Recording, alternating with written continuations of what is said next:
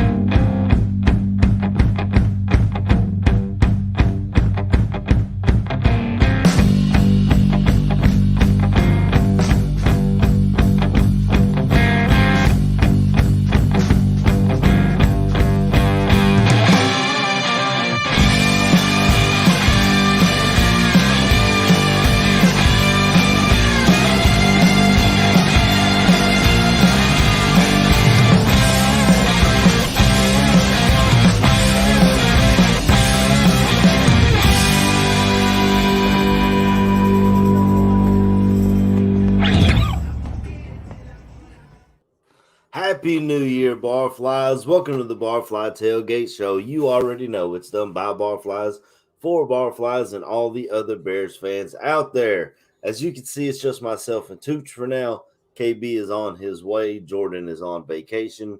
And C-Dub is feeling a little under the weather. So he's got the weekend off as well. But we'll get this party started and try and get this information out. All the Fast and Furious Bears information that's coming out. I'll just start out with saying, what's going on, Tooch? How you doing? Well, I feel a lot better. I had, I hate cold and flu season. I always seem to get something like I missed Bare Their Souls just had the stomach flu. Man, all of us did. The girls were barfing.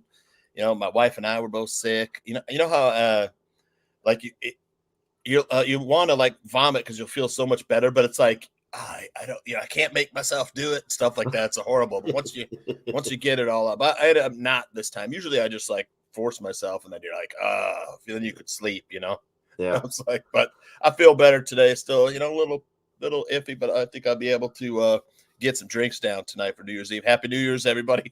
Happy New Year, absolutely. I'll bring in my man KB who's sitting backstage now. Good morning.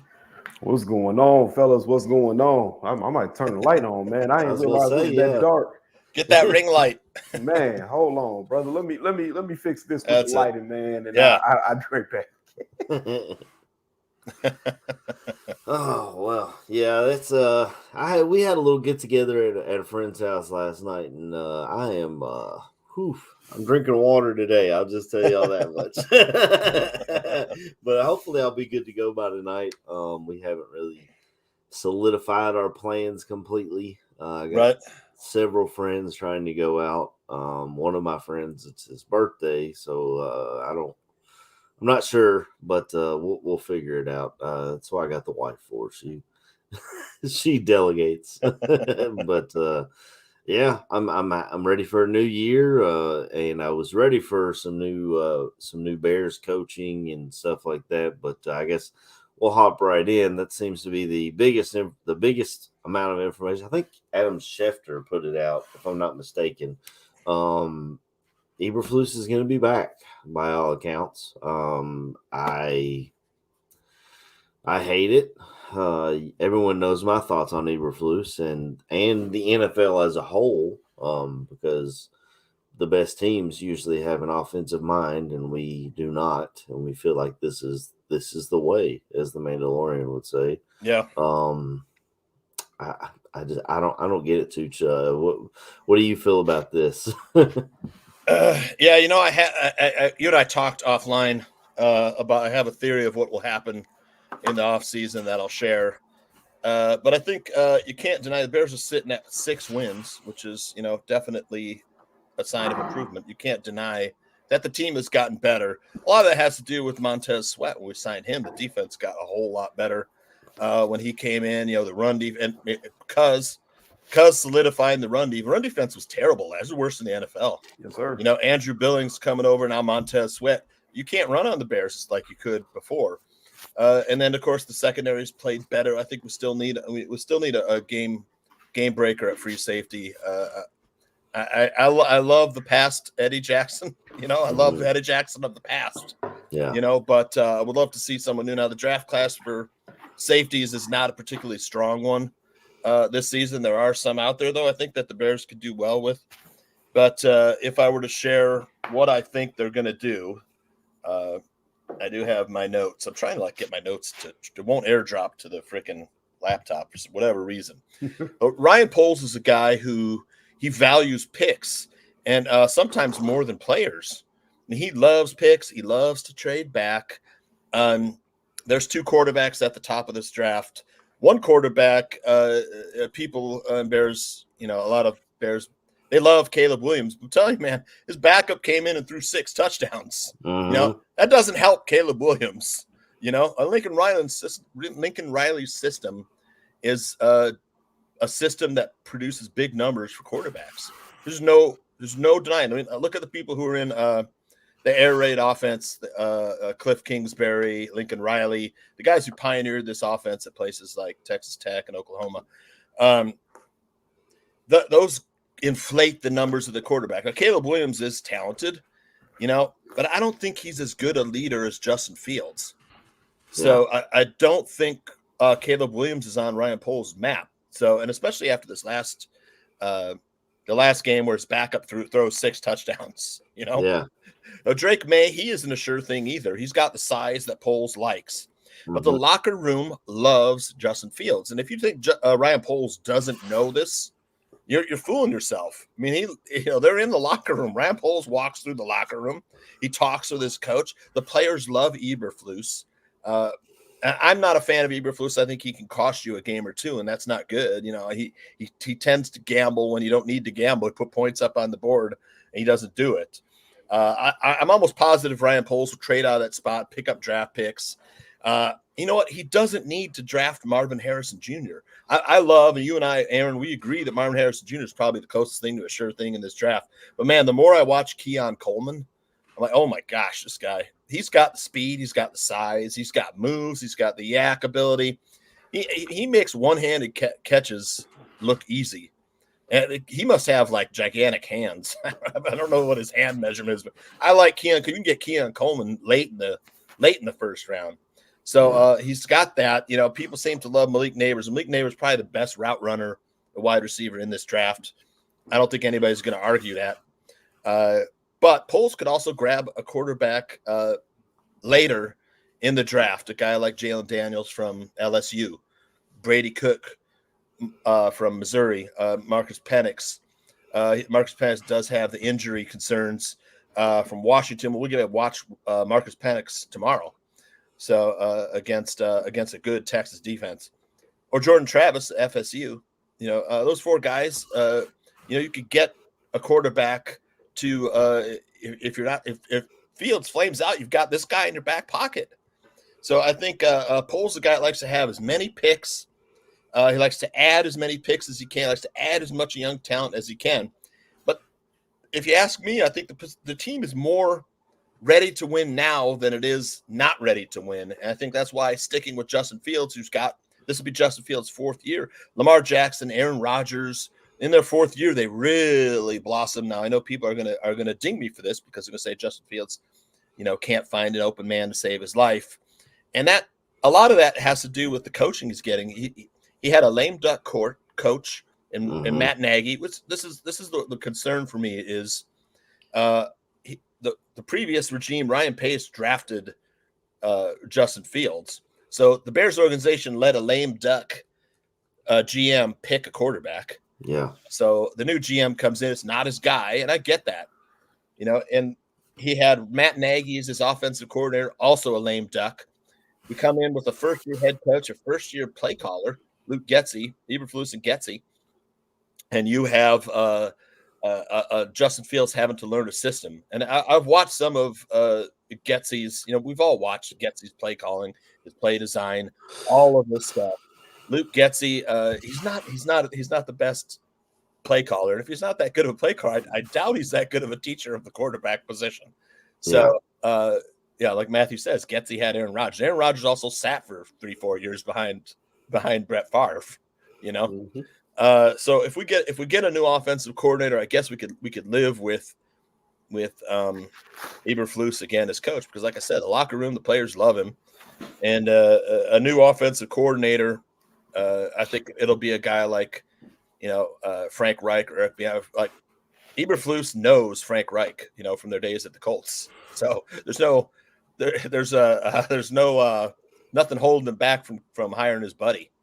That's true. I do worry a bit, though. I love Justin and I want him to work out, but I do worry about him getting another offensive coordinator, learning another offensive system. And when we saw this with Cutler and even to an extent Trubisky learning, Nagy would give himself play calling, then take it away from himself and then take it again. It's just an organizational failure from the top down. It seems like we did it with Cutler. We had a lame duck coach. The Fox and all the Cutler. We had different offensive coordinators. We did it with Trubisky. You had John Fox, and they got rid of Fox. You had 1 year with Fox and Dowell Loggins. Then you come in, you've got Nagy with Trubisky. Then you get rid of Trubisky, and Fields comes in. You get rid of Nagy. You see the pattern. It's like that's been organizational poison. For the Bears. We haven't been able to develop a quarterback that going backwards. With these quarterbacks. Yeah, I guess I think they should just hit the reset button on all three positions. As much as I love Justin, Caleb Williams is still getting a lot of love, and I saw Greg Braggs falling in love with Caleb Williams. I love Greg Braggs, but I don't see it from Caleb Williams. I would rather take Drake May or even Jordan's guy, JJ McCarthy, later in the first round than to move on with Caleb Williams as the starter. KB, we were talking about Eberflus, the word's out that he's back, and just getting Tooch and my thoughts on it. What are your thoughts on Eberflus being retained? Back. I believe that was the word they used. Oh man, I personally, man, I don't feel too negative or too positive. I'm about right in the middle with it. Because like Tooch was saying, you have to understand this man turned a defense that was beyond horrendous into probably a top 10 defense and has shown the growth that is needed. It was something interesting I had seen where people said maybe Poles and Eberflus had one of those handshake, wink, wink, nod deals saying, hey, this first season, I know it's going to be really bad. I'm not giving you anything to work with. Yep. They had that conversation, KB, no doubt. They you know what I'm saying? So you're good for this season. You don't have to worry about it. I just need to see progress. First 4 games didn't look good. I think we all noticed that. We all said we played very underwhelmingly, but then you get the edge rusher that was so desperately needed. Yeah. And now it starts to look like the system fucking works. You see people allude to the fact, they're playing bad teams. Look, you can only play who's on your schedule. And I watched bad teams put up good numbers against good teams. You watch the Commanders put up numbers against the Eagles. You watch the Arizona Cardinals take the Cowboys to the fucking wood shop. Yeah. So anybody can play good on any given day. So I can't go off of just saying, well, it's their schedule. I do believe the combination of getting, my cousin in the building who helped with the run defense, folks don't run up the middle. You get Montez Sweat now, it's extremely hard to run on us. And plus he's getting massive pressures every game. Mm-hmm. Even if he doesn't always get home, he's making it very difficult on quarterbacks to be comfortable in the pocket. you start to see what we're talking about. You start to see that Colts defense where it was top 5, basically number 1. So he has a cause to stay. Do I believe that it's the right move? No, I don't. I think that you get somebody else new in the building, and I think you would go forward with that. But I can't be mad at the reasons why they decide to keep him. As far as that goes, I absolutely believe you have to. Gessie has to be out the building. There's no way in hell the Gessie stays on this roster for me. I know we talked about Fields getting another offensive coordinator. This is the thing with that. Whoever comes in as the offensive coordinator has to be open to the fact of saying, I have to build a system around my quarterback and make it easy on him to play the position, other than saying, hey, I'm going to stick you a triangle in a circle hole. So maybe you go get the Frank Wright. Like I said, him and Eberflus are buddies. Maybe you go get him, and Frank Wright comes in. Oh, okay. I see all the things that he does well. I've looked back to his college tape. I've looked back, hell, to high school, just to evaluate him as a player. Let's start doing things that he's good at, and then we build off of that. Yeah, I'm okay with him being, like I said, I said this last week. I'm okay with him being a trailer right now. I don't need him to be Superman and try to win every game by himself. Tom Brady started that way. I'm going to be a passenger on this train, and I'm just going to help conduct it. You know what I'm saying? I'm going to help us keep moving forward till you get to the point where you're at the front of the line and you're the reason the offense goes. So if Frank Wright was the one that comes in, maybe Frank Wright looks at that and he says, okay, let me put a system around him to get him to play well. Yeah. And then you go from there. Then it's not a hard reset. It's not something that feels as the, oh my God, I don't know what to do. So then you have a system that your quarterback is going to be, you know what I'm saying, comfortable in, and we go forward from there. But like I said, man, I'm kind of stuck in the middle with it. I'm not mad at it. I'm not happy, but he has reasons to stay. Yeah, he's really turned around this defense, like you said, and a part of it's players, not just his his scheme. It's the players stepping up, doing what they need to do. Tremaine Edmonds has stepped up his game, played really well. TJ Edwards has played at a Pro Bowl level. Jalen Johnson's about to get the bag, and he deserves every cent that he gets. He's going to be paid like a top corner in the league. Kyler Gordon's looking a lot better. Jaquan Brisker, I wish he'd get as Vic Fangio famously said, I wish he'd get his hands on more balls. But you talk about the guy in the middle who makes people scared to come across it. That's Jaquan Brisker. Unfortunately, it gets him injured sometimes. You have Eddie Jackson, who I was a fan of when he wore 39, but as soon as he switched to 4, he hasn't done much. Maybe that's a place we'll move on. And we definitely need someone opposite of Sweat, whether it's draft or free agency or what. And we talked about this on a Facebook post, KB. I love Josh Allen. I'm a Kentucky guy, so I'm biased. Obviously, that dude was a legend here. And anytime we needed a play, he was the one to make that play. He took us to the Citrus Bowl. And even played in the bowl game, even though he was a projected top 10 pick, and you don't see that these days, So I really love just Josh Allen, the defensive end from Jacksonville. Yep. Whether or not they let him go, that's a whole nother story. But I kind of wish Jordan was on. Jordan is on vacation, unfortunately. I'd like to talk to him about some of the edge rushers in this draft class. I know Jared Verse I liked him a lot last year. The kid out of Alabama, Dallas Turner, he's really good. I know you like the guy from UCLA, KB. I can't pronounce his name. He's Lati Layatolu or something like that. Not happening. He's got a little injury Islander concerns, but yeah, good pass rusher. But so we could definitely draft some guys to go across from Sweat and really shore up that defense.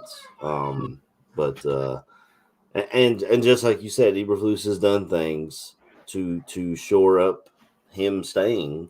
He took one of the worst defenses in the league and made it one of the best.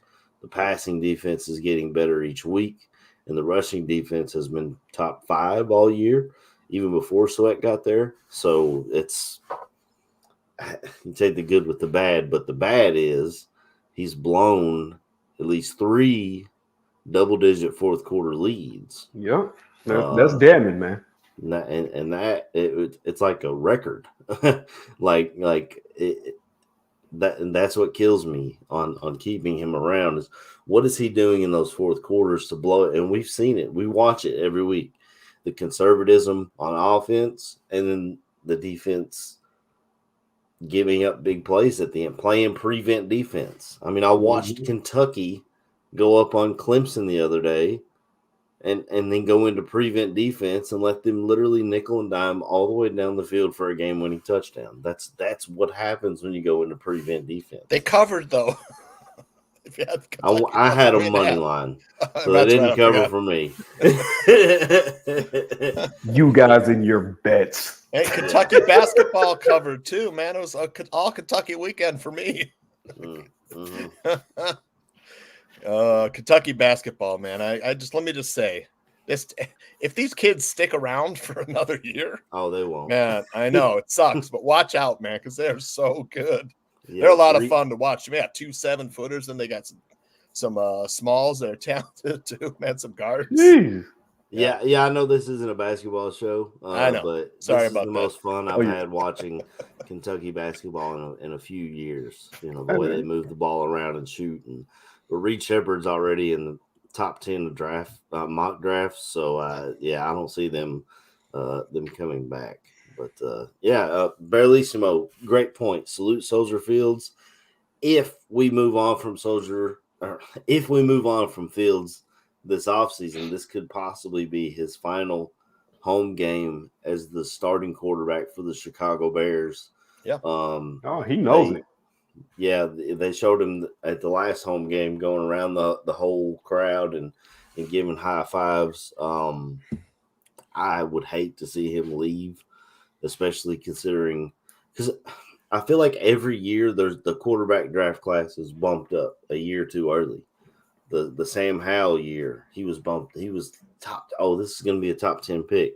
Well, he ended up staying a year and dropped to the 5th round. This guy's still on about Bagent. I got nobody pays any attention, bro. It's like, okay, 9 wins. Okay, 4 we gave up fourth quarter leads. That was not Justin Fields' fault. This team could easily be 9 and 6 right now. If we didn't blow, we had the Browns. We had the Browns dead to rights.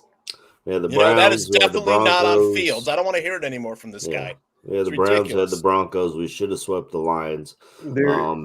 There's an interesting conversation I wanted to bring up there because since we're on that position of things, I posed this question on Twitter and I posed it on a guy's chat on Facebook.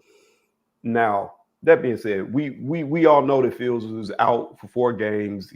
Right now he has like 2,000 and some odd yards passing, blah blah blah.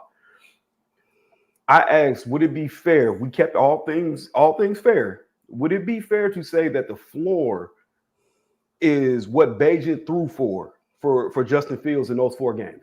Bagent threw for 859 yards. Okay. In 4 games, right? In 4 games. Yeah. Would it be fair to say that Fields would have thrown for just as much or a tad bit more in those 4 games? Yeah. Okay. Now we take those things and we move that forward. And I said I would add probably 200 yards rushing over those 4 games. Correct. Fields averages somewhere between 50 yards a game rushing.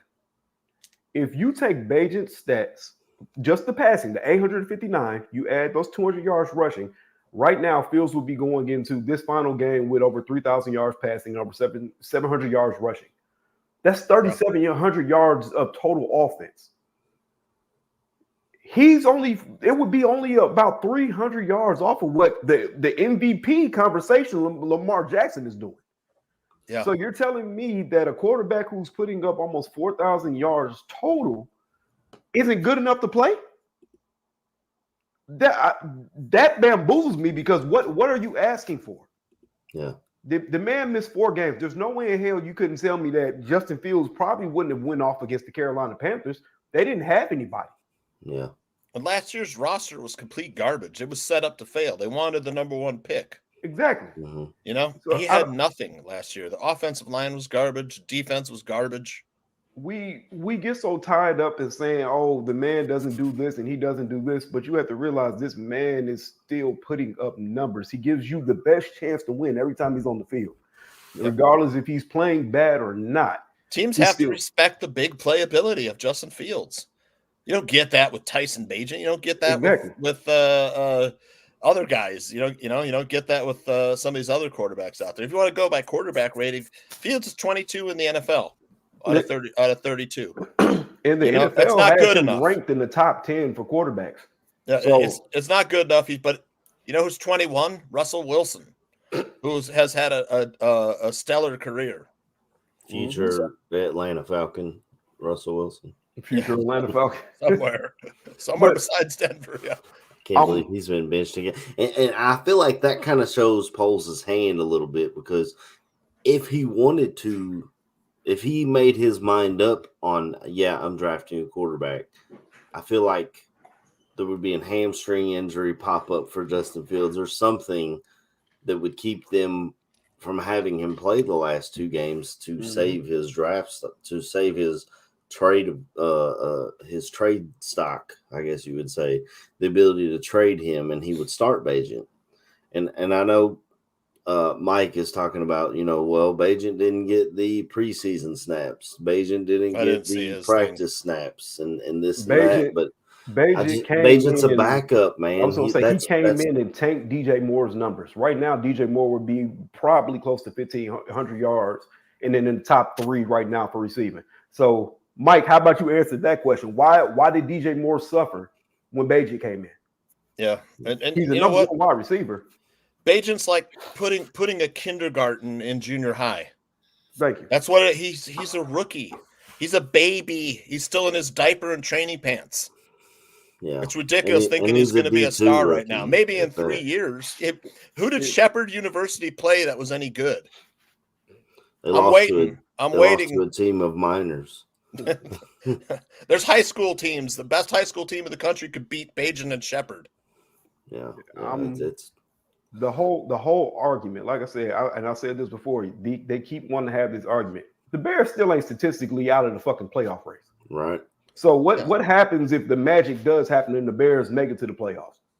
Are we still yelling about a fucking quarterback on a team that still has a chance to win something? To me, we're still playing meaningful football right now. This isn't like last year when we were halfway through the season. It was okay, maybe next year. No, we're still talking about this year. So I don't get all this talk about people wanting a quarterback. I don't give a damn about Caleb Williams. I don't give a damn about any of the quarterbacks right now. That's not where the talking point should be. The talking point should be, how can the Bears beat the Atlanta Falcons today? Yeah. And then how do we go to Lambeau Field and beat Green Bay to give ourselves the best chance to be a playoff team? That should be what the conversation is. This is why I say the Bears fan base is the worst fan base. Let me where's this guy? Here's his last comment.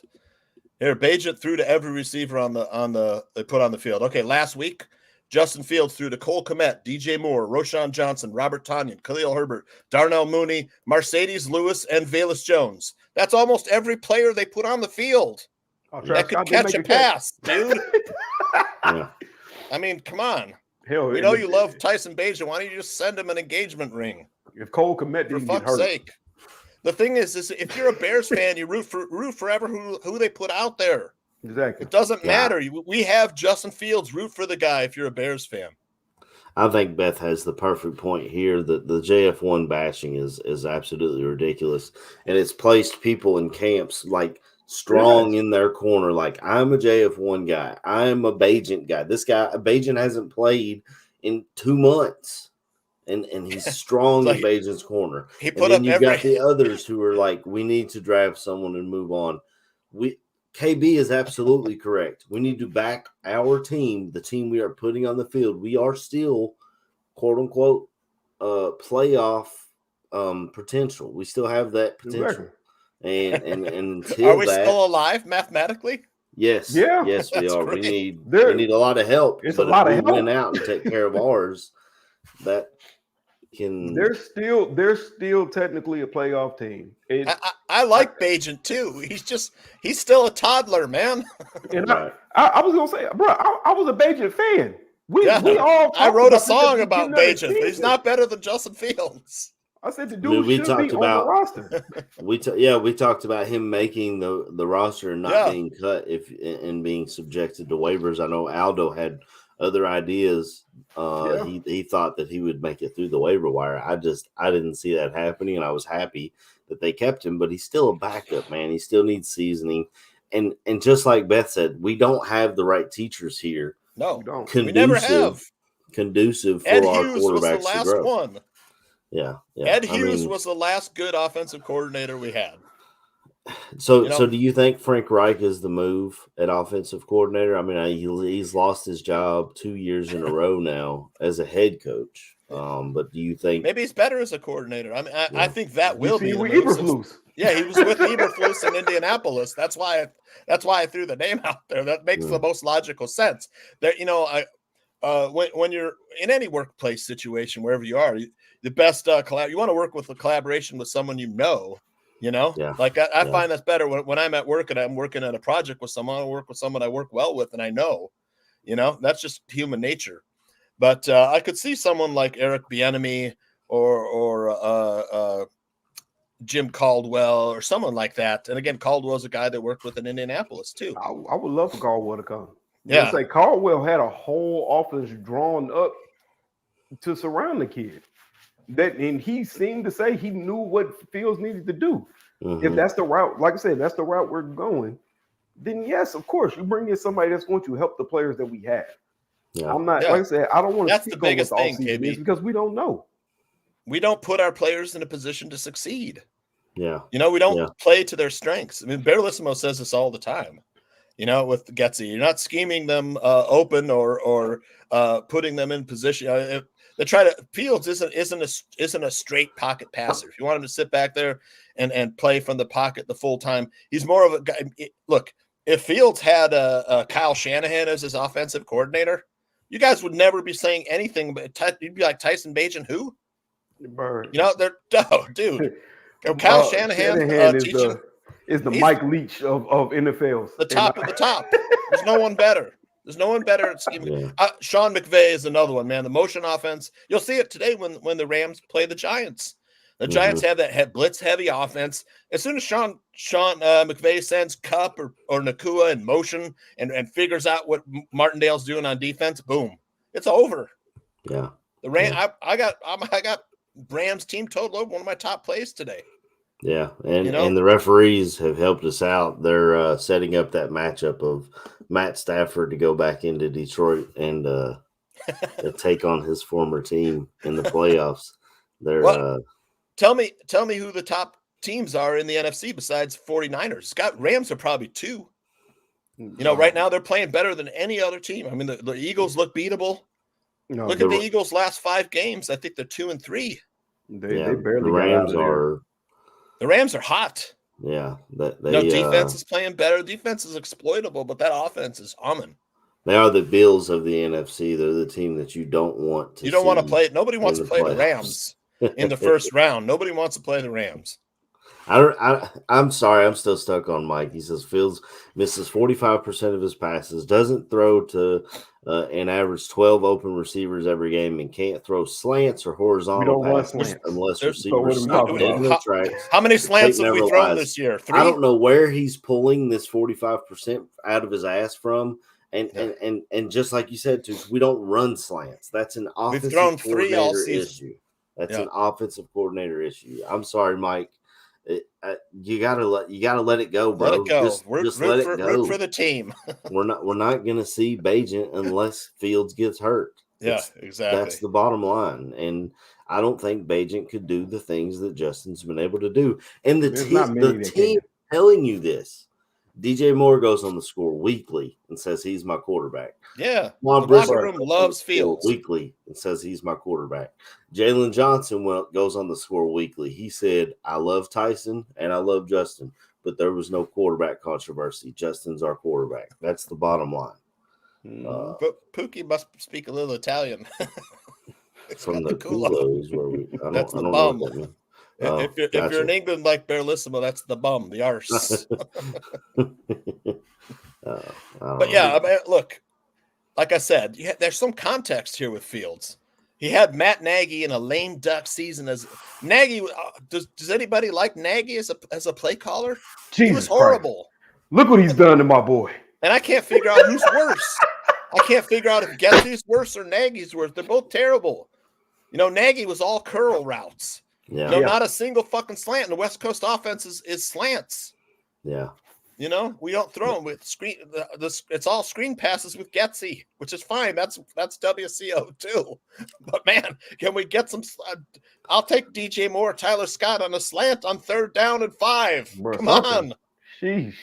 Yeah. Or Darnell Mooney, the guy that I don't think is going to be here next year. Yeah. I don't understand how they've lost their chemistry together. Justin and Darnell have worked together for years. And I watched Joe Flacco come off his couch and have chemistry with David Njoku and Amari Cooper just out of the blue. They know where each other is going to be. They know where the ball needs to be. And I don't know if that comes from Flacco's veteran presence of experience or what it is. But Njoku even said that on that 3rd and 15 play. I think it was that one. He said, you know, Joe just knew where I needed to be, and he put the ball where it was supposed to go. Yep. And we made the plays. And it's just that's another team that I don't know who wants to see them in the playoffs. The Browns have really put it together. I got one message for Fields doubters. I want you to watch the 49ers game against the Cardinals. The Bears played the Cardinals last week. 49ers are playing the Commanders. I'm sorry, right? They're playing the Commanders. We played the Commanders a while back. We beat the crap out of them. Watch the 49ers, just like Barlissimo says, a lot of crossing routes, floods, stretch delays. You ever see the guy in the 49ers offense on a delay come wide open, and Purdy makes a little buy some time in there, and there's a guy wide open. Yeah. You know, the tight end or back. You know, watch that and watch the Bears offense today trying to do. You don't see any of that. And Getsy says he's a WCO. You do not see any of that with Getsy. We don't run crosses at all. At all. Yeah. I don't know what Getsy is, to tell you the truth. I've been trying to figure it out all season. I was gonna say those are routes that you have the speed at wide receiver to get people to separate. I mean, Mooney had a devastating injury at the end of last season. That's you know. He's out today with a concussion. He is out today. Is? I mean, it's bad luck for the kid. Getting injured last year and in a contract year this year, the pressure was high. He probably wasn't 100% all season. Now he's out. You know, I feel for the kid, but this is a great draft for wide receivers. It just is. There's so much talent in wide receiver. It might be the strongest position in the draft. Yeah, but I still love the king at the top, man. That's so do I. But I want you to, after the show, watch some Keon Coleman. You might be the kid special. The kid I like the kid out of Washington too. He's really good. Yeah. I like how big is Keon Coleman, because I love. He's 6'4", 215, and he is fast and he's shifty. His legs are shifty, man. I'm telling you, man. We need a big X, man. Yeah, he's just as big as Marvin Harrison. Yeah, I mean that's what I was going to ask. He might have better hands too. Wow, that's something. He makes one-handed catches like nothing. Yeah, just stick one paw out, boom, put it behind his back like a magician. I like what I've seen so far with Keon Coleman. He opted out of the bowl game yesterday. Wouldn't have made any difference because it was 63-3 Georgia. But, yeah, I tweeted about it. I was like, I thought this Florida State team was supposed to be in the playoffs, and they had nobody though. I mean, 7 starters out. I mean, that's what Jordan commented back on me. He was like, I get what you're saying, but he didn't have nobody in that game. But I mean, I think even if they had everybody, I think Georgia was out to prove that they didn't belong in the playoffs. Look at this comment. This is it in a nutshell. And you've seen JTL Sullivan break it down. You had receivers not knowing where they were supposed to be. How's Justin Fields supposed to be a top quarterback with shit like that? The guy cannot coordinate an offense. Yeah, that's true. That's so true. I definitely think Getsy's gone.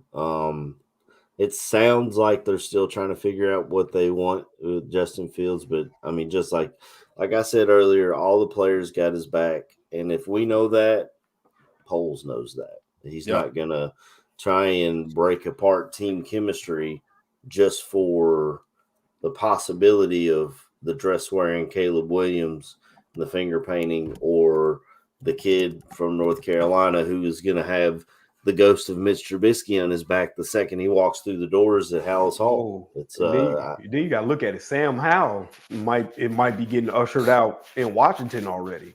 You know, the rumors are coming out that they really like Caleb Williams. Well, trade on up for him then. Send us you have to get picks because I don't, like I said, those two guys at the top aren't a sure thing. Yeah. You know, Drake, I like Drake May. He's got the size that teams like at quarterback. You know, he's got some run ability. He's got big arm too.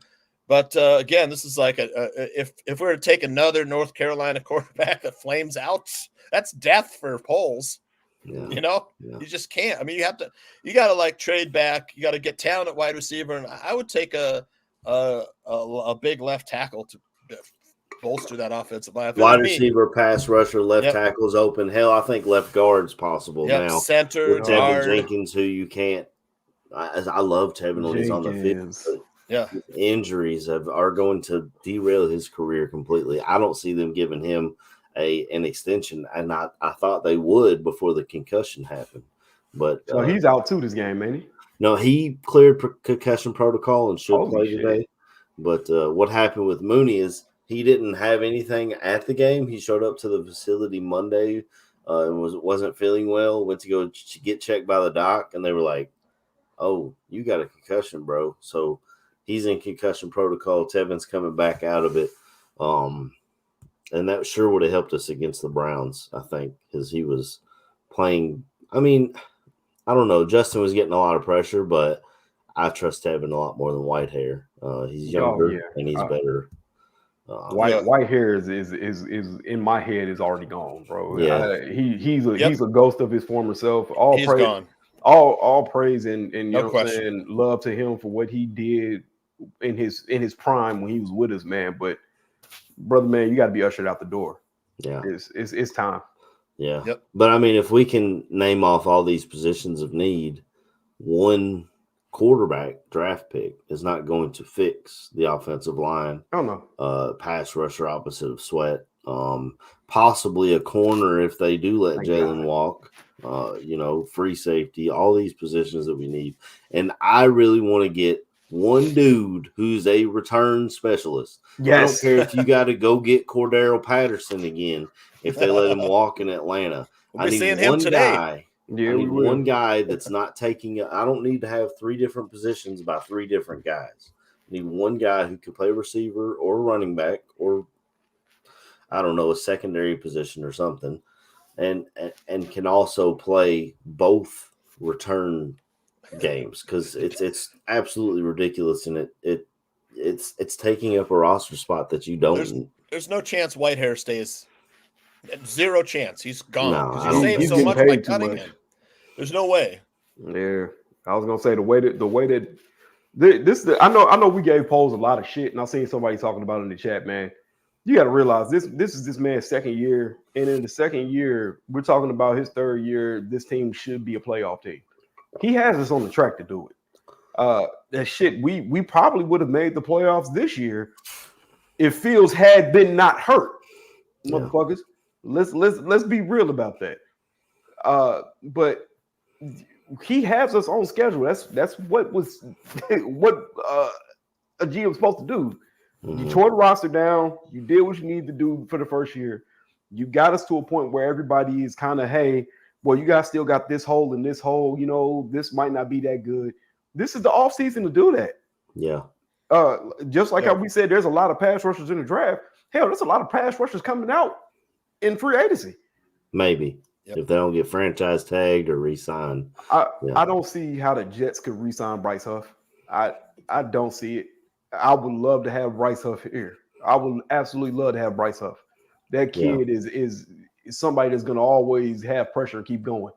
I don't see how the hell the 49ers are anywhere close to retaining Chase Young. They can't. There's absolutely no way in hell you can. You're bad with Cap right now. Mm-hmm. That man was brought in so you guys can have y'all Super Bowl push. Yeah, I'll tell you right now that the fact that the team, the second half of the season, it's a shame about the first half with the missed opportunities and wins and stuff, because we probably might be in the mix a little bit better, inside looking out instead of outside looking in. Yeah. But Poles, the pickup in the second half of the season, like Poles, there's no way he's leaving. No, because he saved his job, or at least Eberflus saved his job. I think Eberflus is safe as well because he's Poles' guy, and I know people are going to be a little unhappy about that. That's fine because I'm in the camp with Aaron. I don't think Eberflus is a Super Bowl winning coach. I don't see Eberflus and Super Bowl winning coach in the same sentence very often. In fact, never. But you cannot deny what Ryan Poles has done. I have some notes, but he was left in salary cap hell from Ryan Pace. Absolutely, he fixed that. He signed Cole Kmet, who's hopefully going to play his 66th straight game today, which is amazing. Said I think he was. He's supposed to play. Signed Cole Kmet to a great deal. Yeah. Got Pro Bowl level play from TJ Edwards on a dirt cheap contract. Traded for Montez Sweat, which the defense did a 180 after that. Hit big on Andrew Billings, our cuz. That was huge. Solidified the run defense. His drafts, Darnell White, Kyler Gordon, Jaquan Brisker. Before you move on into the draft. Yeah. Look what Barlissimo's saying here. Signing Edmonds and Edwards for the same price as Roquan. Exactly. Edwards is giving you everything. I'm Roquan, baby. Okay. I'm getting to it. I just heard you start going into the draft, and I was like, hey, there's some more free agency. I know it's not in the best order in my notes, but he signed Edmonds and Edwards to the same for thing. I had some of his hits in free agency have been great. Now, his draft, like Darnell White, Kyler Gordon, Jaquan Brisker, Dexter, Stevenson, Smith, and Roschon have been pretty good. And in the fifth round, he found a serviceable left tackle, Braxton Jones. Yeah. Undrafted free agent Jack Sanborn, pretty good linebacker. Yes. Undrafted quarterback Tyson Bagent. I give it to you, Gypsy Mike. But yeah. Good find. And the trade, Carolina last year, where we got DJ Moore, and now we're looking at another top pick this year. He hired his buddy Ian Cunningham as assistant GM. Now, who very well may leave to go to Chargers for a full GM. In which case, we'll get 2 third-round picks in compensatory. He restructured the entire front office. He's been fairly transparent and good with the media. He's been available at least to the media. Yes. He's pretty much done everything he said he would. Man. It's a shame that we do criticize him a shit ton. That's part of being a Bears fan because his biggest quote unquote misses were obviously the Claypool trade did not work out, but we understood the logic behind it. No Bears fan was like, "What the hell are we doing?" When we traded for Claypool, we were like, "Okay, we need receiver help. He's a receiver. Maybe he thinks we can get something out of him." It didn't work. Okay, we traded him back away. You lost that one. You washed your hands of it. You make the same 100%. Trade for Montez Sweat and completely change your defense and bring it to the next level. You draft guys. Javon Dexter, I didn't like it when we drafted him. I wasn't a fan of his. Yep. Now he has a higher. He was the last guy off the line at the snap. He has a higher pressure rate now than Jalen Carter, the quote-unquote Hall of Famer, put the gold jacket on the man when he walks across the draft stage because of red flags. He drafted Darnell Wright, right tackle, solidified that right tackle spot for the future. We had to move Tevin again because of it, but hey, as we said earlier, you can't trust Tevin to be there 17 games. Darnell Wright's been there. Braxton Jones, other than his neck injury, he's been there. And as you said, Tooch, found him in the 5th round. Yeah. You got Tevin at your left guard. Lucas Patrick all of a sudden is looking like, he's not a great center. I would resign what he does off the field and the way he's a leader to that offensive line, that's why he's brought him in, and that's why it's helped him, quote unquote, try and run this Getsy offense. You needed someone who knew what the hell they were doing. Right guard, Nate Davis, playing fine. I mean, he's not fantastic, but he's not awful. When he's When he on was the healthy, field, he he's looked good. pretty damn good. I mean, he's a good run blocker. He's a great run blocker. He's okay. He's deficient in pass blocking, but I think overall it's a good signing. But I definitely interior offensive line we can get better at with if you're not signing Tevin Jenkins. I mean, Right. Jenkins has the injury concussion history. That's the worry. Yeah. But all these moves by Poles is why I trust Poles. Whatever route he goes. If you stick with Justin, I'm with you. If you draft Caleb Williams or Drake May or JJ McCarthy or Penix or Jaden Daniels, any of those guys, okay, that's our quarterback. It's not saying much, but he's been our best GM since Jerry Angelo. I know the guys in between him and Angelo were not good, but when we hired Phil Emery, and I love the draft. I'm a draft nerd. At least I'm with you on that. When I saw Phil Emery drafting guys that I did not know, I was like, who is this guy? That's when I knew we had a problem. On top of that, the head coach he brought in wanted a team that was undisciplined. What was it that he said? We're going to have a team that's Tressman, freaking moron. Lord. I can't remember what he said. We're gonna have a team that's something undisciplined, and I was like, "What are we? What are we doing?" Huge mistake not signing Bruce Arians, instead of Mark Tressman. Yeah.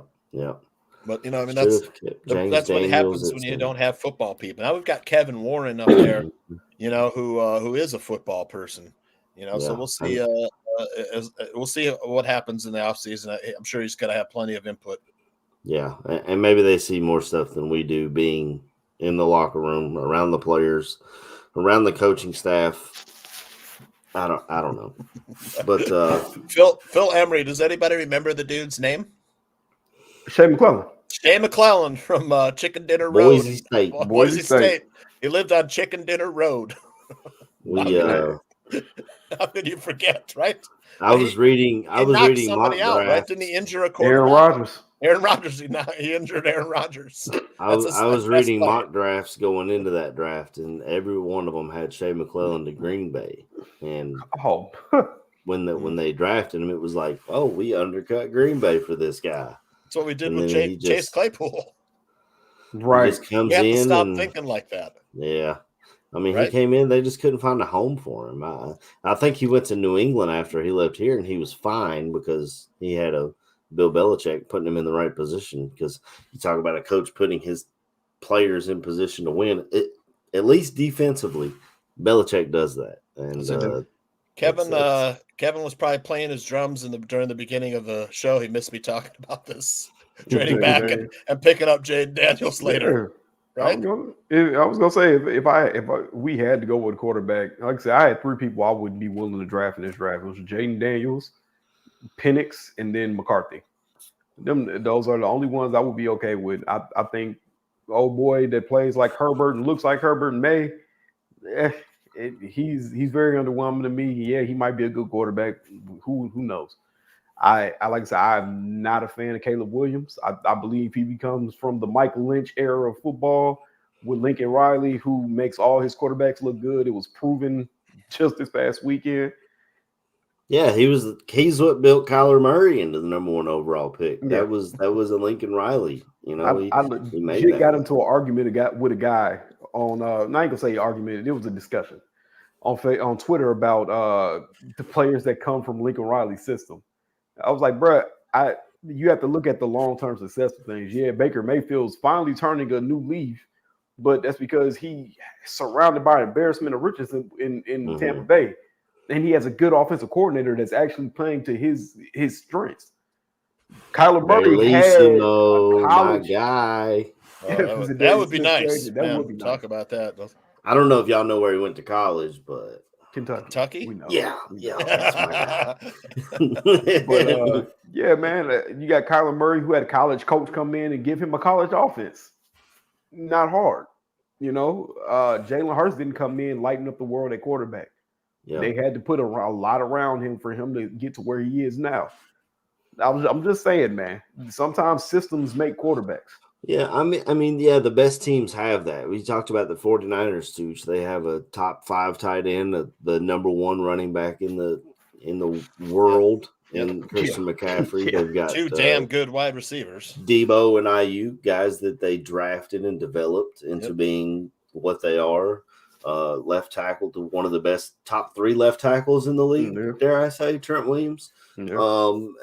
And they've really built that team to where they can drop a Brock Purdy in there and make him succeed. Now there are games like where he's going to throw 4 picks like he did against Baltimore, but he was in the MVP talk before that, you know, and then all of a sudden it shifted to Lamar Jackson, who I disagree with Lamar Jackson getting the MVP. If it was me, I'd give it to him.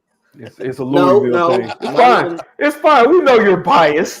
I'm playing with you, bro. I saw it on TikTok. I think someone cut it up. Richard Sherman broke down why Josh Allen has a better chance at MVP than Lamar Jackson does based on his scoring percentages and his numbers. Yep. Lamar Jackson just yes, they beat the 49ers, but how many times did his defense give him a short field to beat the 49ers? You know what I'm saying? He didn't do anything extravagant that blew me away, really. And maybe I am a little biased because he did go to Louisville and it's always L's down over here. But if it's me, I'm giving it to Christian McCaffrey. Christian McCaffrey is a guy who dominates no matter who's on the other side of that. On the other side of that field. But because he plays running back now, we can't give him MVP. If they're going to do that, they should just call it best quarterback in the league award. They shouldn't even call it an MVP. Yeah. I was going to say, bro, CMC and Tyreek, man.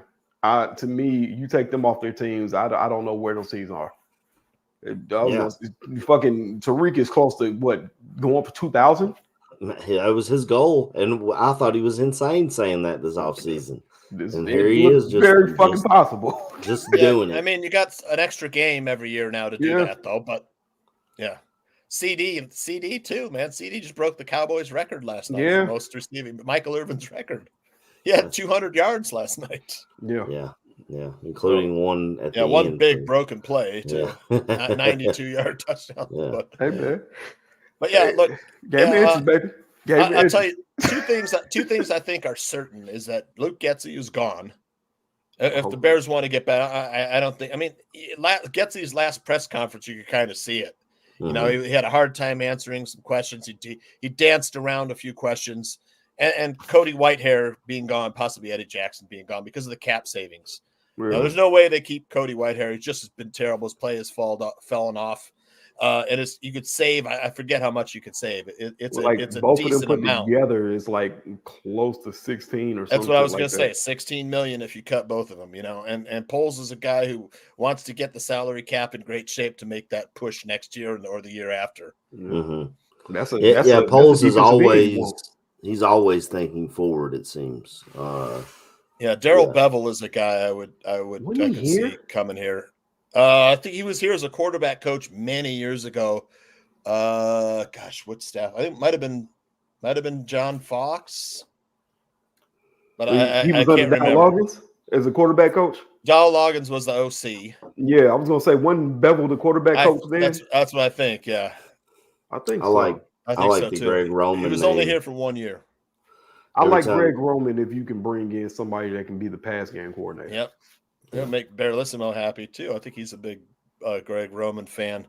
To me, the top front runner would be Frank Reich, just because of the history with Eberflus.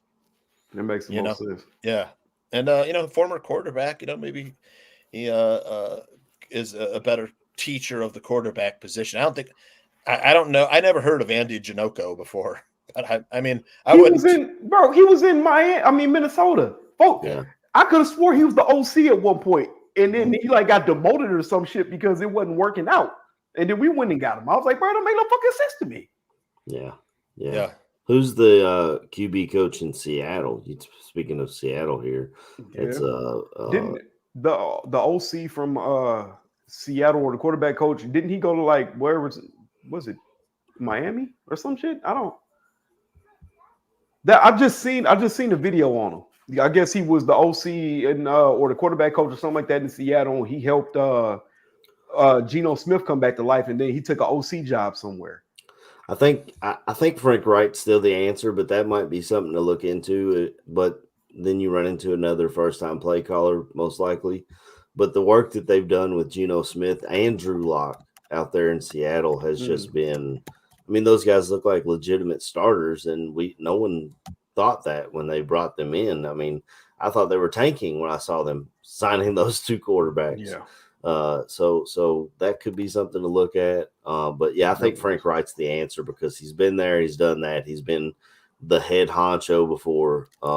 He's called plays, he does all that stuff. And Nick Producer, he went to Tampa Bay. I think that's the OC right now in Tampa Bay is the guy that was in Seattle. Slick quarterback coach is Greg Olson, former Bears coach in Seattle. Really? Yeah, Greg Olson. What?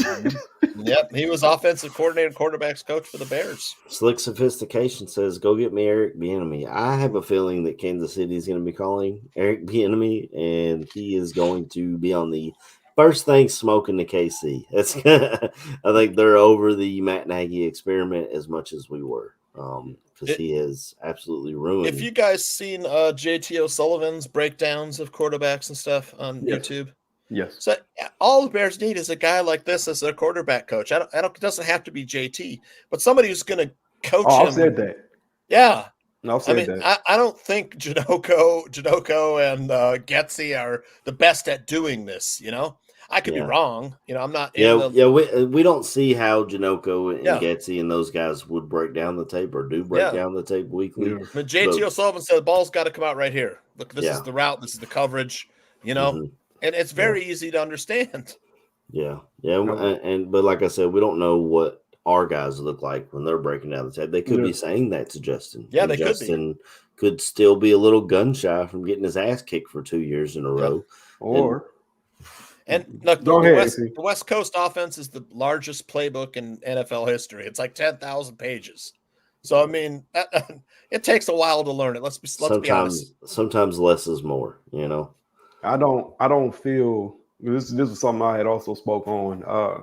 I don't feel that Fields' footwork is adequate to getting the ball out on time. Great point. And that to me, that is your coaching. That is a coaching issue. Yep.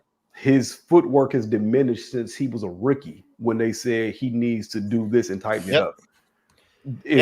They showed the pass where he threw it out to the sideline on the right. And the way he had to set when he got to the end of his drop. And then, like I said, you put on tape of Lamar Jackson when he was playing against the 49ers, you see his boom, boom, boom, ball out. This is something that Dak Prescott spoke on this year, saying that how it was emphasized to him that, hey, at the top of drop, ball needs to be out.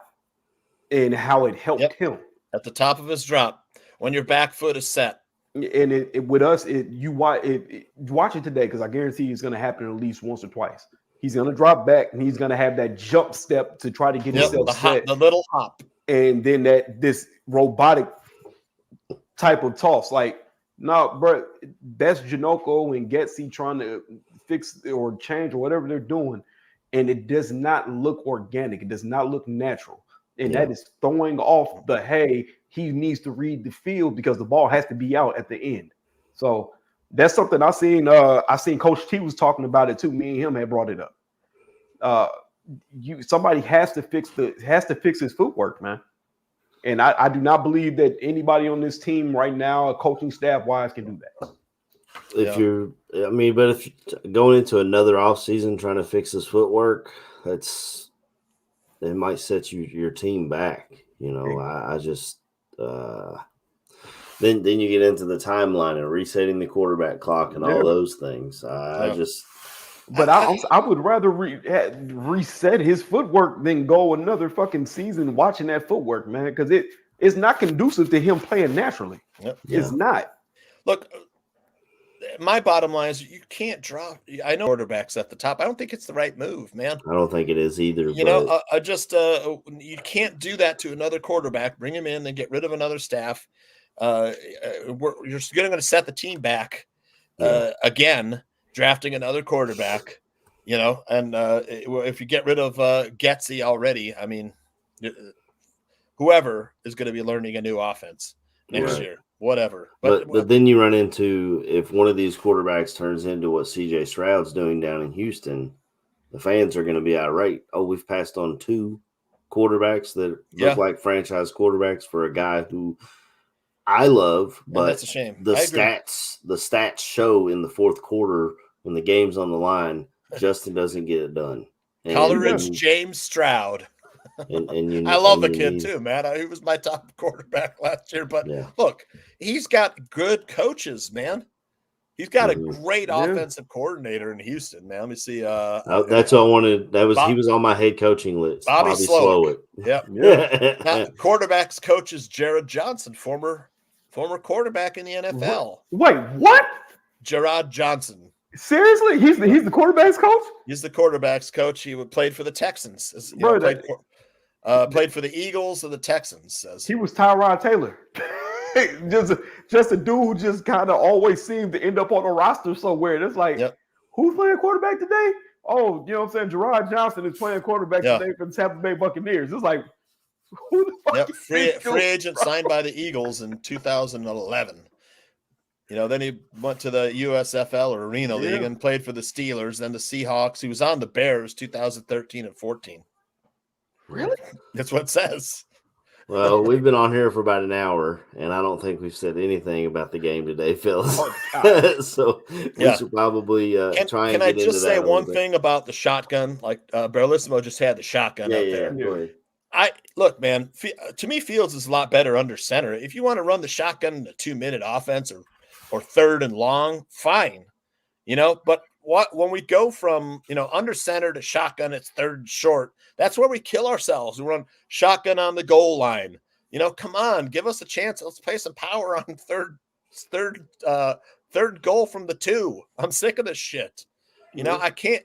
There has to be some kind of consistency in the play calling. If you're going to run, waggles and boots and play action, set it up plays down the road from pro set or from I or from whatever. But Getsy does not do any of that. We're in pro set, we're in single back, and then he goes shotgun for no reason, 3rd and 3, or 2nd and 4. I think running shotgun is just conducive to today's game. If you look at college, every college game you watch, they're all in shotgun most of the time. Yeah. Even in high school, they're doing that these days. They're running out of shotgun most of the time. So these quarterbacks are used to doing this for the last 15 years of their life if they've been a quarterback that whole time. Yep. So to try and change that, remember when when we drafted Trubisky, he had to learn how to, or no, that's what they were worried about with Deshaun Watson. Going under center. They were worried about him getting under center and taking the snap because he hadn't done it in probably since middle school, so it's, I just feel like they try and make it easier for the quarterbacks to develop. And the easiest way to do that is to let them do what they already know. That's what the Cincinnati Bengals have done with Joe Burrow. Zach Taylor changed his offense, made it more conducive to Joe Burrow, and now is doing the same with Jake Browning. Jake Browning went and told him some things that he liked better than other things that may have worked for Burrow but doesn't work for Browning. And that goes back to your coach. Offensive mind, all of a sudden they can make changes, and a defensive mind is not able to do that as well, in my opinion. And there's evidence showing that. But do you got any numbers for today, Tooch, like Atlanta's offense or defense? Yeah, go ahead and talk. Heineke, who I like better than Desmond Ritter. Let me pull that up. That's one thing I didn't get to, but go ahead and let KB talk for a little bit while I pull up some stats. Ooh, we're going to let me talk for a little bit? Yeah, stop it. You know what I'm saying? Your boy gets some spotlight. Put me on the big screen. It's not the Toot Show. It's the AC Show. AC Show. As long as my internet's working. You just seen AC and I before the show talking. Yeah, it's just you and me. Man, I hope KB gets here. I was on my way, man. I was on my way. I had to let the laptop warm up a little bit. It does this funny screen jumping thing. Well, I'm like, don't get in the fridge. Hey, it's cold in Indiana, baby. I know it's cold here today, man. Too. I woke up, I was freezing. I had to turn the heat up. Facts. So let's get into a little bit about today's game, man. Let's break down what we see, man.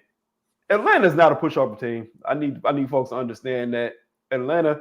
I think they might actually still be in the running to win that division, aren't they?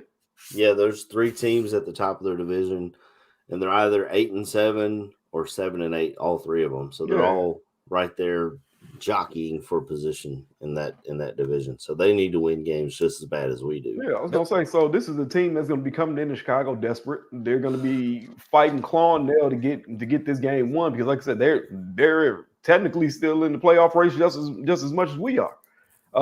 Even more so because all they got to do is win their division. They're going to come in here. They're a team that can run the ball. They have Bijan Robinson. They benched Ritter for Tyler Heineke, which is actually very scary to me. That kid can get hot. We seen it when he was playing with the Commanders. He can get hot. He seems to have remembered they have a fucking all-star goddamn tight end in Kyle Pitts. which is also scary to me. They got 3 top 10 picks on this offense. They got Drake London outside, you got Kyle Pitts inside, and you got Bijan Robinson in the backfield, who the coach I'm mad at our coach, but if Arthur Smith was my coach, I'd be, that dude, how do you not have a top offense with those pieces on offense? It's ridiculous. If we had a video that was shared to the group chat yesterday where they had, I guess they were talking to a beat writer in Atlanta or whoever the guy was, and the guy was asked whether or not the Falcons would want Fields, and of course you know what I'm saying, there's talk about it, but you know, Arthur Smith wants the quarterback. He wants somebody more Kirk Cousinish than the athlete at quarterback. Hey, makes sense. But you look at, they got Desmond Ritter, I guess they thought was the pocket passer, but seems to be more of an athletic quarterback. I guess it goes off preference, man. That Atlanta team can be scary. Their defense isn't nothing to wag a tail at. You got Jesse Bates. You got AJ Terrell, who was one of the top quarterbacks in the league last year. I don't know how he's doing this year, but the kid can man somebody up and take him out the game. Then you got my man that plays defensive tackle. What's his name? Grady Jarrett. Yeah, Grady Jarrett. I know it was at one point we had fans in Chicago saying we wish we could have got him. Yeah, like I said, this team is nothing to wag a tail at. Yeah, they're going to be coming up here and playing in the elements. Apparently, it's snowing a little bit at Soldier Field today, so that means that running the ball is going to be key for us. Like I said, you would love for them to understand that sometimes you need to go back to basics, keep things simple, go under center. I think that's the best way for our offense to run. It's more conducive to a power run game, which is what we actually run. They try to make it seem like we got all these athletic linemen and we're gonna run the zone scheme and wide zone and shit. No, I don't. Is Dr. Foreman playing today? It's who? Donta Foreman. I don't think so. I can look up the injury report real quick. Yeah, I was gonna say, because I know last week he was a healthy scratch, but he had personal reasons. Personal reason. Yeah. But you look at it, if Donta Foreman's playing, even if he's not, Khalil Herbert came in and had a hell of a game last week. It was a good thing to see because he looked like he looked before his injury. Where you seen the burst and you seen that he was that player that could take it to the house if he had the seam. To me is the game is coming through the ground this week. You have to have these play action shots. Like I said, I don't understand why we don't do crossers in our offense. I don't understand why we don't run slants. I don't understand why we don't do drags, these quick routes to just get the ball out. That would be conducive today. Get the ball out quick, slants, crossers for your deep shots. But slants, drags, these routes like this, hey, here you go, get upfield.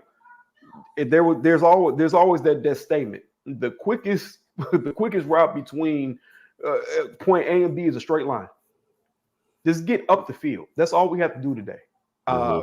So I don't want to get into score predictions yet. I'll wait for that. I Right. did kind of predict in our group chat. I said Fields is going to have a 3-touchdown passing day.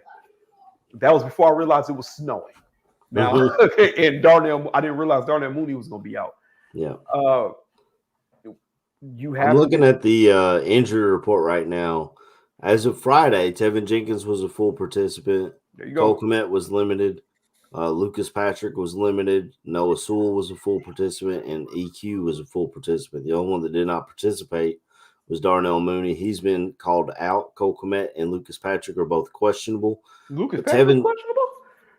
That's what it says. God. What's with going on? A knee injury. Oh, shit. But Tevin Jenkins, Noah Sewell, and EQ, none of them have anything on the game status, so I don't know if that means game time decision or if they're good to go, which is a little surprise. Well, I guess, yeah, Tevin passed his concussion protocol, so, yeah, he's good to go. We seem to be decently healthy at this time of the year, which is a little bit shocking. Never happens.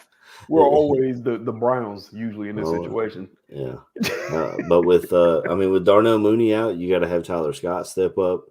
I like having EQ in, especially if we're going to run the ball, if it's snowing and you have a warm weather dome team coming into Chicago to play in quote unquote bear weather. It can really help us out today. This is something we'll be missing when we move to Arlington Heights. But I mean, for now, take advantage of what we can get. I think it helps a lot. You know, the weather for a warm weather team. We have to be careful in this game because the Falcons' defense is underrated. You know, they have stars, bro. Yeah, Jesse Bates went down there and completely changed their thoughts on defense. The guy takes the ball away, and he can take it the distance too if he's taking it away. I think this will be a low-scoring game. The weather will definitely play a factor in that. It's cold and snowy. Yeah. It helps that Atlanta's a dome team coming there. Calais Campbell's in the middle there on that defensive line, and we don't have a strong interior line, so that's going to pose a little bit of a problem against. In yards per play, Atlanta only allows 5.1 yards per play. That's fifth in the NFL. Shit. That's not good news for Justin Fields and the offense. On the other side of the ball, they run the ball a lot. 29 times on average, they'll run the ball. So we better come prepared to stop the run. Mm-hmm. They have a good offensive line. They're middle of the pack offensive in yards per play for total offense, 332 yards per game. Which is 16th in the NFL. Passing, they're not as good. The top receivers, Drake London. After that's Kyle Pitts, and then Bijan.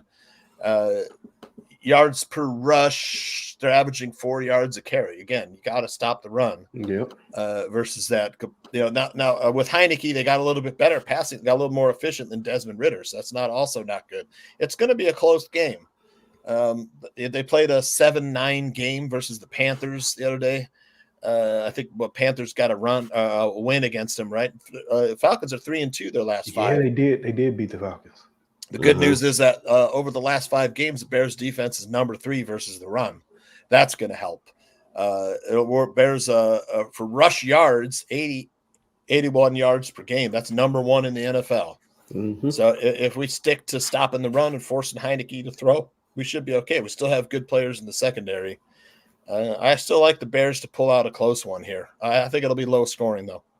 Yeah. So are we still 3-point favorites or? It's 2. It's been dancing all over the place. AC. I know. Let me just check real quick here. The Bears' first half has been a great bet this season. If you're thinking about laying a game, it's -1.5. It's -3 right now. So the true line's probably somewhere around -2.5, -3.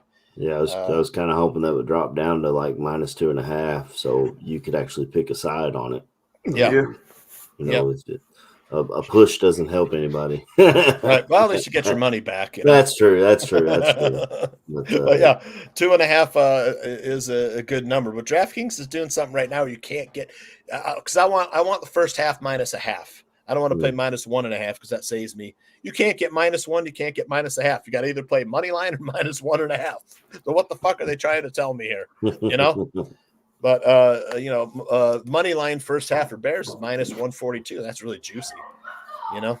So, but I still like the bet. I think the Bears have been killing teams in the first half. Yeah. You know, it's the second half where, they go into the locker room. They think, absolutely, they don't make the right adjustments or whatever. They come out and we end up losing the game. We've seen it 4 times this season. Yeah, those are definitely some questions we'll have to ask your cousin KB when he comes on this offseason about what's going on in that locker room. I definitely want to ask him about the Montez Sweat things. Oh, yeah. And then I'd like to get his input on the Justin Field things if he's willing to talk about it. Yeah. We'll see. I know how Big Cuz gets about locker room stuff. Oh, He's smart. He likes to keep that stuff where it's at. He don't want that information getting out. The one thing I can say emphatically, all right, is that locker room really does believe in Justin Fields. Yeah, I can tell you that. That's 1,000% the truth. Yeah, they love him. That's not a made up thing. That is something I know to be a fact. If you get rid of Fields, don't give him next year, then the locker room, is going to take a hit. Oh, yeah. They're not going to like that. And that's. I'm sure Ryan Poles knows that. He's not stupid. They absolutely believe they can win with him, and that's not just the coaching. That's a good players. This is the biggest question, Jericho. Yeah. This is the biggest question. That's the biggest question that the way I see it, if we keep Fields and it doesn't work out, we're in the same position we were in this offseason. Yep, exactly. We may or may not have the number 1 overall pick, but in my opinion, the quarterbacks and Ryan, I mean, they've said, right, I'm assuming it's coming from Ryan Poles, but he would need to be blown away by a quarterback prospect to move on from Fields. I don't see none of these quarterbacks to me blow me away. Nope. I don't have the same tools and tape and stuff that they have at Hallis Hall. But what I see on Saturdays, these kids playing, none of them blow me away. And we watched USC's backup come in and throw for 6 touchdowns on Louisville's defense. And so that shows you, okay, is it the player or is it the scheme? Because the scheme has lifted several quarterbacks up to that upper echelon of quarterback play in college that may or may not work out in the league. And then I just feel like you're in the same position. You may not have the number 1 overall pick, but you can move around the draft if you need a guy. If you want your guy, look at what Ryan Pace did. I had conviction on this guy, so I moved up to get my guy. That's all it comes down to. I feel like we need to trade back, build up the roster around Justin, and then if Justin doesn't work out, you find another quarterback. Put somebody else in there next year. You can draft a guy later on. There's going to be some quarterbacks, man. Or hell, you can bring in a free agent. Yeah. Kirk Cousins, Derek Carr. Kirk Cousins will be expensive, and he's definitely going to be the starter. But yeah. But I'm saying you don't have to go the draft route if you feel like you have the roster built up and all you're missing is the quarterback. Fields could hold out too. Yeah. He could hold out next year. He probably won't, but he could hold out. These are my 2 things with that, man, because the people kill me with this when they say, oh, he's going to ask for big money. No, Fields is also a fucking realist. That man's going to look at it and say, you know what? I haven't done enough to ask for $40 million.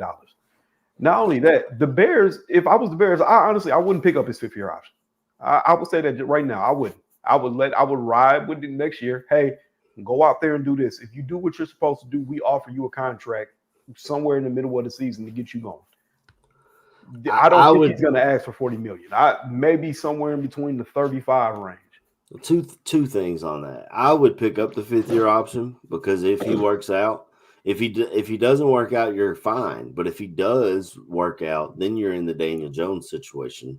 Yeah. Or if he's close to working out, you're in the Daniel Jones situation where you may end up paying a guy who may not deserve it completely, but this is what the market rate is. And number 2, it's not really up to Justin. It's his agent. His agent's going to do all those talking for him, and he's going to try and get the most he can for his client because he gets a percentage of that. That's how these agents get paid. So That's true. That's true. it may not be a Justin will take a hometown discount. It may be his agent's gonna. He knows if his player is a free agent, if he don't get it from Chicago, he's gonna get it somewhere. Oh yeah, That's just the If going given rate the for option, quarterbacks. polls will make Fields prove it. yeah. That's No why I was question. looking at it. No question. Yeah. Bellissimo. We Yeah. paid Glennon $18 million. Facts. Quarterbacks make what they make. Ryan Pace, right? And then what did he have? He had Andy Dalton. Was that the next signing? Yeah, God, I forgot we had Dalton. We got Andy Dalton a little cheaper though. I think he was like $10 million. I was a little surprised that Andy Dalton didn't do better than he did, though. I mean, I know he had Justin behind him, and I was always a Justin fan, but I remember watching Andy Dalton in Cincinnati. He was Trying he was the Jay into the Cutler of the playoffs AFC. Yeah. That's true. That's true. Yeah, he's still top 30 of in all-time passing yards, Dalton. Yeah. Do you have the answer for this one too? I started earlier when you were Fields looking passing stuff. today? I tell you. Yeah. I hadn't looked at it, and I was kind of curious myself. I haven't looked. I'm gonna say it's around 178. Yeah. Yeah, that makes a lot of sense. With the snow, you think the under is the play with that one? It's 190.5. I was wrong. They expect a little more passing from Fields in this one. Look, maybe if it wasn't snowing, and we had Darnell Mooney in the game, I would probably go over for that.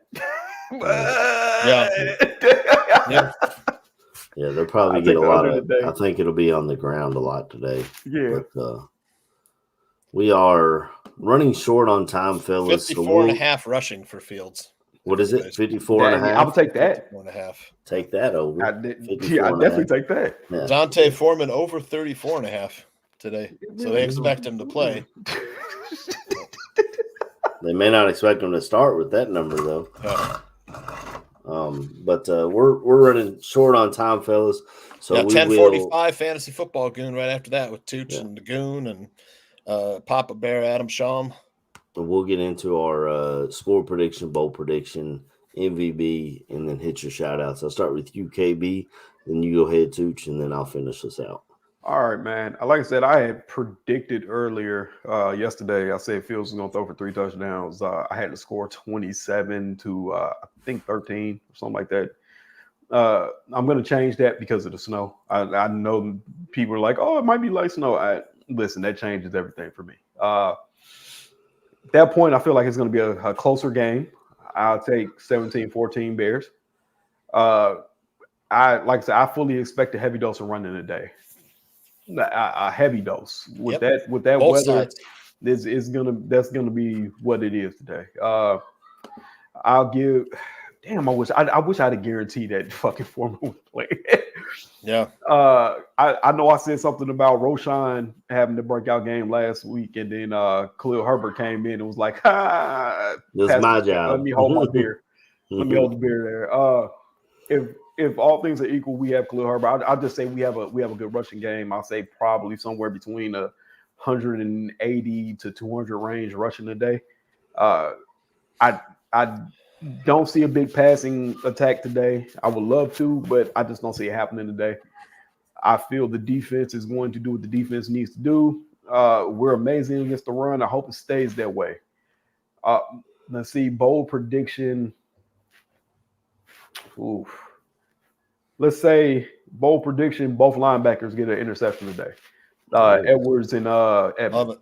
They love to do that for each other. One person tips it, the other one catches it. Just before I hit my shout outs, I do want to bring this up and throw this out there. The Billings Family Find a Way Foundation. You know what I'm saying? It's a nonprofit that my cousin does. It's to pretty much motivate kids to, you know what I'm saying, do better in school. That's the long and short of it. I know a lot of it has been taking place in Waco because that's where he's from. He pretty much has it so if a kid has I believe it's 2 or less days of missed school, they can enter into a drawing where they can go get a bike, you know what I'm saying, and get money spent for books. Like I said, it's something to just get kids to want to be at school and, you know what I'm saying, want to get the help and incentivize schooling.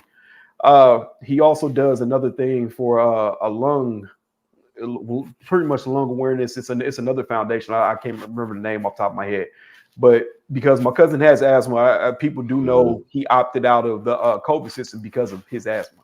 Yeah. So he also has a nonprofit for that he helps with. You know what I'm saying? My cousin is a giver, man. Big heart, big guy. Everybody sees it. So if you can, man, just look into it, guys. Like I said, it's called the Billings Find a Way Foundation. Just give it a look. I know I share a bunch of it on my page when I can. Just give it a look and see what you can do to help. Not asking anybody to throw thousands of dollars. Not doing that. Just give us a look and see what we can do just to help these kids. That being said, shout outs to everybody in the chat, even the dickheads. Shout out to you boys for getting on. Also for Chris. I know Chris is going through some things. We love you, buddy, man. We're always here for you. Don't ever feel like you can't pick up the phone and reach out, or you know what I'm saying, do what you can to reach out to us. Jordan, hope you're having fun on your vacation, off in the wilderness. Went to Utah, whatever. And shout out to everybody at the ballroom, man, holding it down, doing the things, man. Tuchin them doing winning people money, man. Hey, look, God damn it, he ain't playing. Bro. But you know what I'm saying, my boy Tuchin the Goon, helping you win some money, man. Jump on the show with them. Everybody in the ballroom, like I said, Aldo, we love you. Keep holding it down, man. That being said, bear down, man. Let's go beat the Falcons, man. Let's go beat the Falcons. Absolutely. Go ahead, Tooch. Yeah, like I said, I think it'll be a low-scoring game. You know, we're looking at 37 degrees, which isn't bad. You know, by game time, cloudy, 12-mile-an-hour wind from the west. So blowing out towards the lake, that's going to be a side.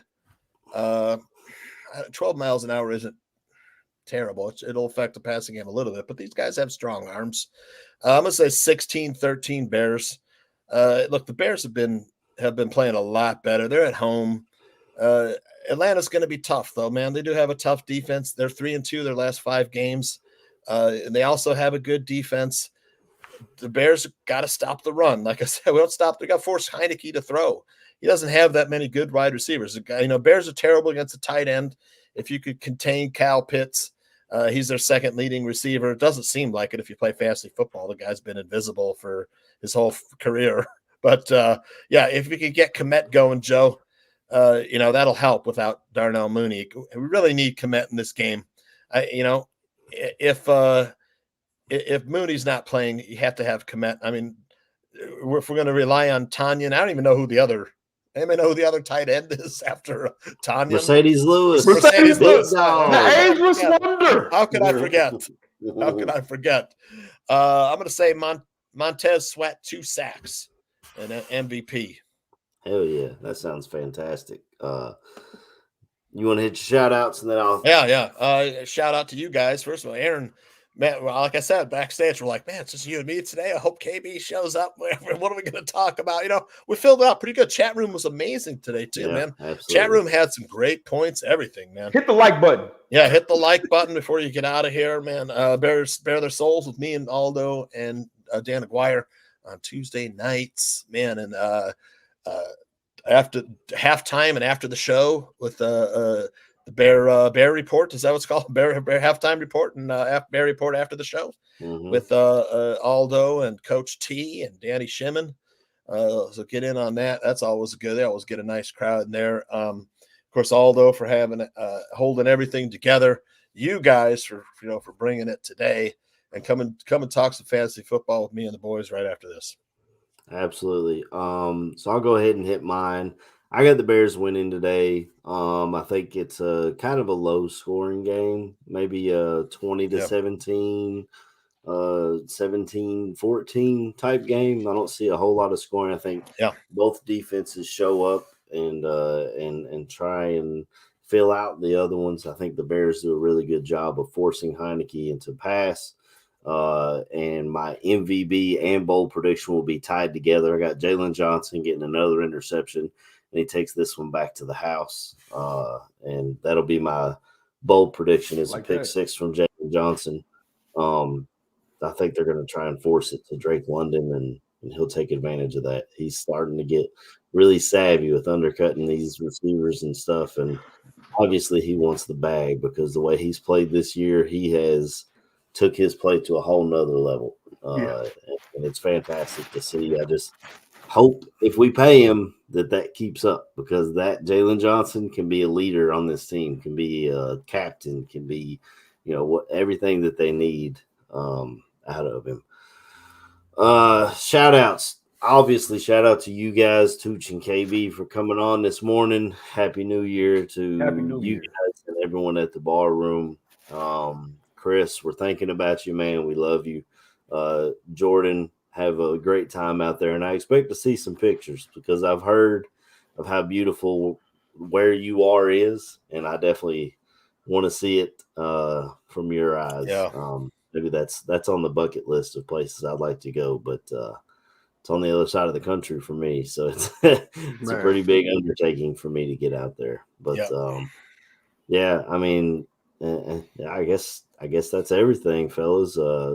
Just like Tooch said, stay tuned. They'll tell you if you're in your fantasy championship, there's no better place to get your information than from Goon and Tooch and Adam, and they'll help you set your championship lineup. Or even if you're fighting to not be in last place, I know some fantasy leagues have some awful things if you come in last place in their league. So if you're trying to stay out of there.